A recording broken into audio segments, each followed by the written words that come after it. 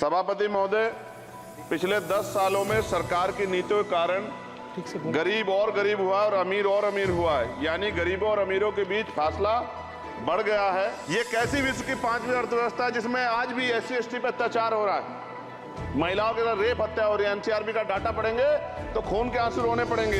युवा बेरोजगार है, सड़कों पे 80 करोड़ लोगों को 5 किलो राशन में जीवन यापन करना पड़ रहा है। पिछले लंबे समय से हमारे साथ धोखा हो रहा है, लेकिन अब ये नहीं चलेगा। चंद लोगों की तराजू से देश के संसाधन नहीं बटेंगे।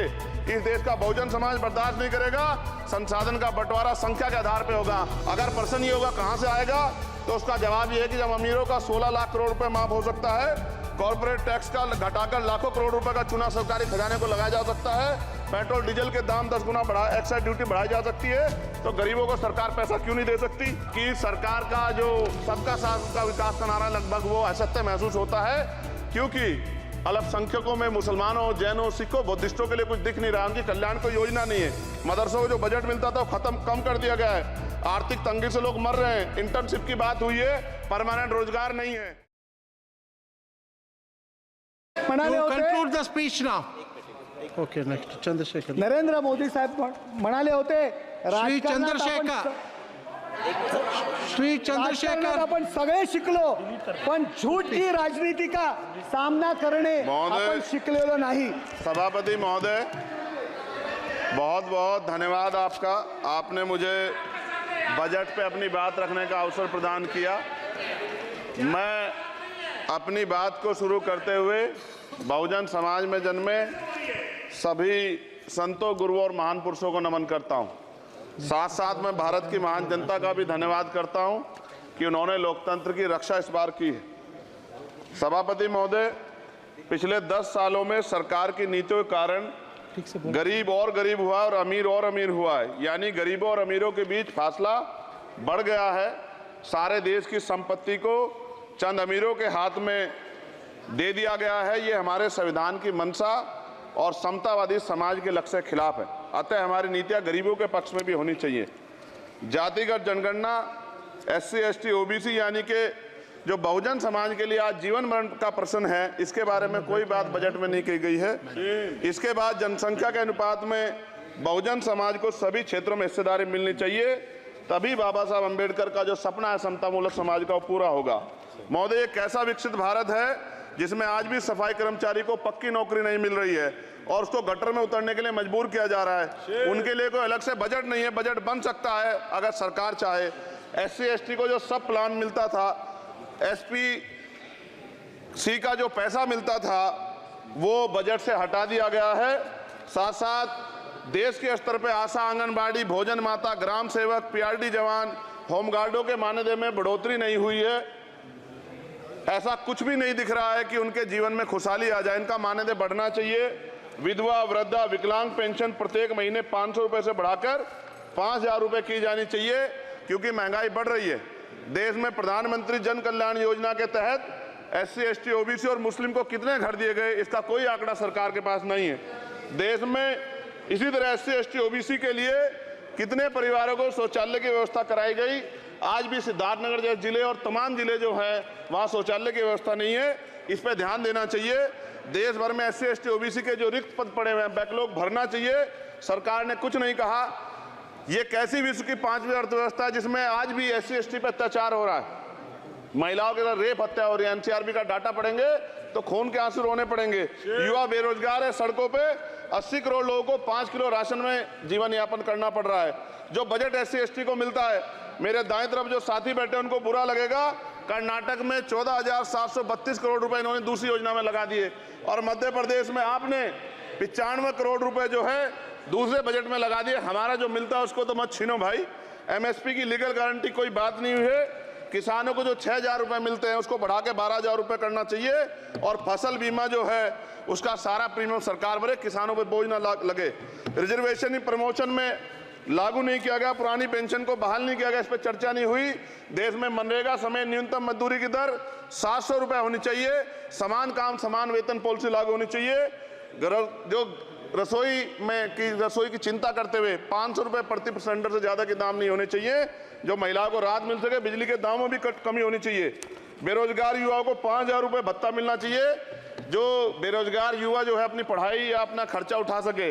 मैं अपने क्षेत्र के विषय में महोदय आपसे कहना चाहता हूं कि पश्चिम यूपी में नगीना में एक एम्स बनना चाहिए, एक IIT बननी चाहिए, एक IIM बनना चाहिए। नगीना लोकसभा में उद्योग धंधे लगने चाहिए। नगीना की कताई मिल जो है उसको पुनः शुरू कराना चाहिए। RRTC जो योजना है सरकार की, उसको मेरठ से आगे बढ़ाकर मुजफ्फरनगर, सहारनपुर से नजीबाबाद नगीना होते हुए उसको नगीना तक ले जाना चाहिए। साथ साथ नजीबाबाद से मुंबई के लिए एक ट्रेन चलनी चाहिए और नगीना, श्योरा, किरतपुर में रेलवे के ओवरब्रिज बनने चाहिए। सभापति महोदय, सामाजिक न्याय मंत्रालय को 13,000 करोड़ रुपए दिए गए और जनजाति कार्य मंत्रालय को 13,000 करोड़ रुपए दिए, कुल 26,000 करोड़ रुपए, जो कुल बजट 48.20 लाख का लगभग 0.54% है। जबकि हमारी संख्या 25% से ज्यादा SC ST की और बहुजन समाज की मिलाओगे तो 85% से ज्यादा है। और हमारे विकास के लिए सरकार 1% बजट 1% पैसा खर्च कर रही है, जो मिलना हमें चाहिए, जबकि मिलना हमें 25% चाहिए। ये ऊंट के मुंह में जीरा के समान है, कहावत हमने बहुत दिन सुनी थी। पिछले लंबे समय से हमारे साथ धोखा हो रहा है, लेकिन अब ये नहीं चलेगा। चंद लोगों की तराजू से देश के संसाधन नहीं बटेंगे। इस देश का बहुजन समाज बर्दाश्त नहीं करेगा। संसाधन का बंटवारा संख्या के आधार पे होगा। माननीय काशीराम साहब नारा लगाए थे, ना तो वोट हमारा राज तुम्हारा चलेगा, और आज हम कह रहे हैं ना ही वोट हमारा और नोट तुम्हारा चलेगा। इस बात का भी ध्यान जो है सरकारों को देना पड़ेगा। आपके माध्यम से सरकार से मेरी एक मांग है, सरकार इस योजना का लाभ भी अपने आप ले ले, सरह भी ले ले कि 1 लाख रुपए सालाना बहुजन समाज के अत्यंत गरीब परिवारों को दे।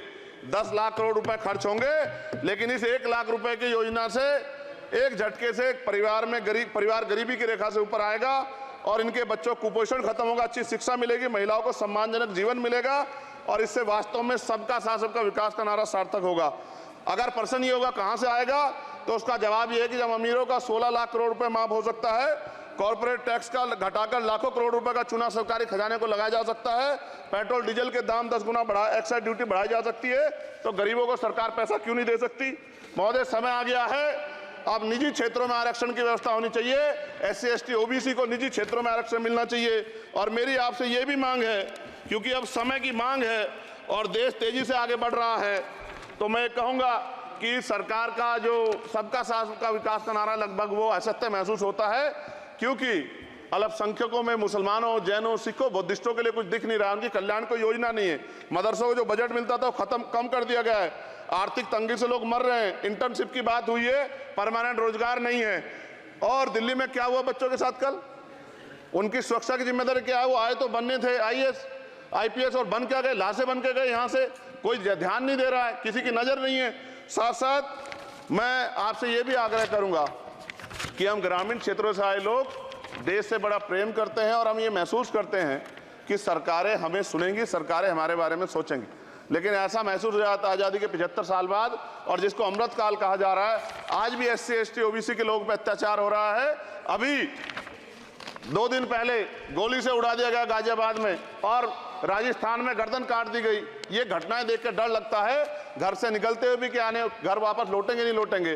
तो मेरा सरकार से आग्रह है, अगर आज़ादी के 75 साल बाद भी हमारी हत्या हो रही है, तो हमारी मां को भी दर्द हुआ होगा जब उसने हमें पैदा किया हो।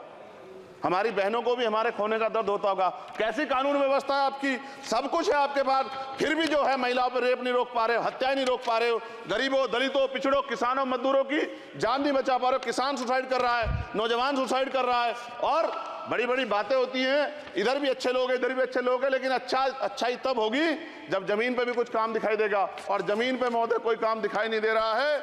जब कोई योजना की बात आती है तो सरकार हमसे मुंह मोड़ लेती है। आप बताइए, एजुकेशन का बजट कम कर दिया, हेल्थ का बजट कम कर दिया। मैं अपने क्षेत्र में गया तो आप विश्वास कीजिए, डॉक्टर नहीं है, स्कूल में मास्टर नहीं है, और कोई भर्ती ऐसी नहीं जिसका पेपर लीक नहीं होता है।